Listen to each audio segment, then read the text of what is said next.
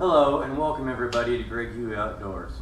So I had a request from Quincy and Silas to do a video on the drop shot technique. So we're going to do that in two parts. The first part we're going to do a little bit about the technique itself, the rod and reel combo, the line to use. I'll give you guys a couple baits to use.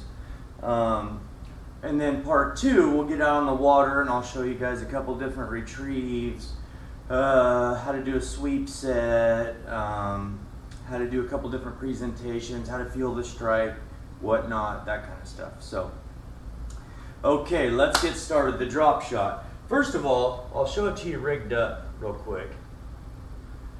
The drop shot kind of looks like this. A little bit closer, okay? This bait, if you can imagine underwater, is supposed to stick straight out like that. Okay? You know, this part goes up to your rod. You see how that is? And then you've got this teardrop weight at the bottom, okay? That's kind of what the rig looks like. It's usually used in deeper water, more open water, because you'll notice with these drop shots, they have, right here, a little tiny hook, okay? And we're gonna, for this part of the technique, we're gonna leave it exposed like that. So you'll be fishing in more open water, deep water, things of that nature. The first thing you'll notice is usually when you have a fishing line, you'll see a hook attached to the end of the line. On the drop shot, it is different. It's a weight that is hooked, attached to the end of the line, and the hook is above the weight, kind of opposite. Usually there is a hook at the end of a fishing line. Okay, what that does is allow this weight to maintain bottom contact. Okay, this allows you to shake that bait in place due to the bottom contact and leaving that bait, and we'll get into this later, maybe a little bit tomorrow on part two, and just shake that bait in place. Pause it, shake it. Inactive fish, it puts it right in their face, and that's the whole goal of this technique, okay? So usually I use it for more keeper size fish, good fish, but just keeper size fish. It doesn't usually catch big bass. It will catch big bass, especially fishing for largemouth during the spawn. During the largemouth spawn and for smallmouth, something magical happens with the drop shot rig, okay?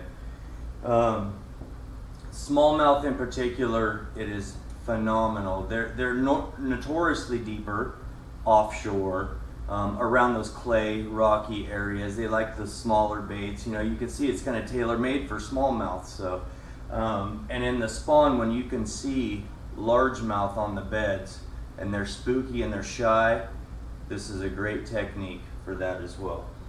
So, that's a little bit about the technique and the setup itself. So let's look at the rod. So, typically it's a spinning rod, okay? 7 foot in length. Medium action, soft tip on that, okay? Nothing fancy, right? The reel, I have a Shimano on here. This is a 2500 series. That's about the right size for this technique, okay? And then you'll see I have it spooled up with this braid. The reason I use braid, a couple things, is in deep water I can feel that bite a little bit better because braid has no stretch to it, and then when I set the hook in deep water, then it's going to get a good solid hookup. The other reason I like braid is in the spring, like we're talking about those largemouth in the spawn, sometimes you're in the tules or the reeds. When she hits, this will cut like a surgical knife right through those reeds, okay? That's another reason I use it. There's many more reasons, but start out, use braid, 40-pound braid, Power Pro, that's what I use. I think that's got like a 10-pound diameter, if I remember right, on the crossover. Okay, First way, easiest way, is to start with a swivel, okay? That's just a barrel swivel, number 10, 12 maybe. Got my braid on this side, and I've got 8-pound fluorocarbon usually on this side, okay?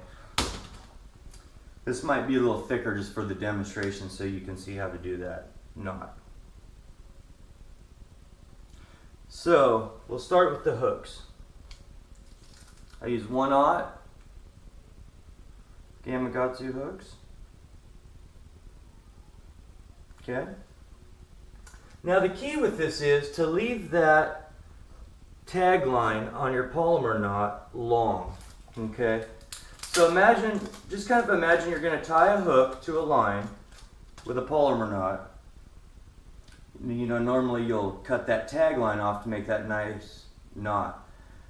Imagine leaving that tag line extra long on the polymer knot and not trimming it off.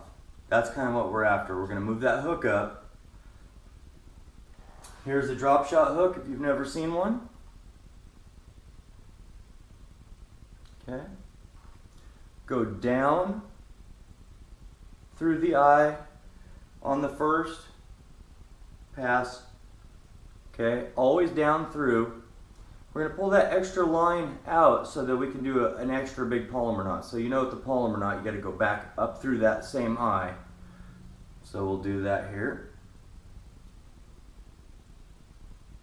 So go back up through that eye. Whoop.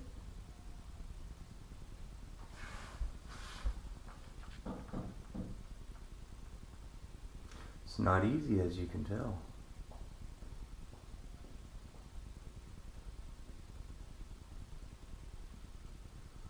Okay, when you come up through there, I just use a little pinch point.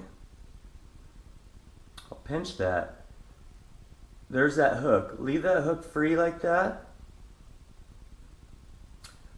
And that'll give you a loop end and a tag end. Okay, there's that hook in the middle. Simply make an overhand knot, like tying your shoe, you know. I don't want to mess it up too bad so you guys can't see what I'm doing here, but okay. That's what you end up with. You got to always come back through this loop with that hook. So grab that hook, come back through that loop. Okay, always wet your line. Pull that really slow and it should come together nice like that. Always pull all that line over that head like that before you start to cinch it. Pull slow on this line. These are heat sensitive lines. In other words, if you pull dry or pull really fast on that line, it'll start to distort that line and make a weak spot, so we don't want to do that. So now we have our polymer knot, and if you've noticed, we've left an extra long tag line. That's where we're going to get this drop shot from. So wet that again, pull it tight. Now the key to the drop shot is taking this tag line one more time and going back through the eye of the hook.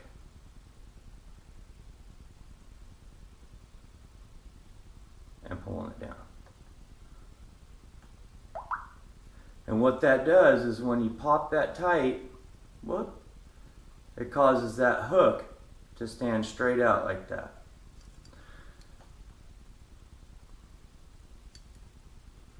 That's what you want. You want that hook to stand straight out, just like that. Okay? And then at the other end of that,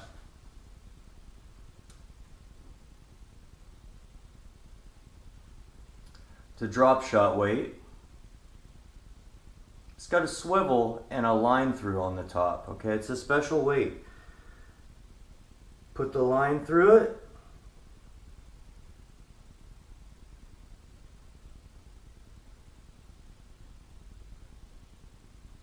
And then you just pull up to cinch it, and it just pinches on there. See that?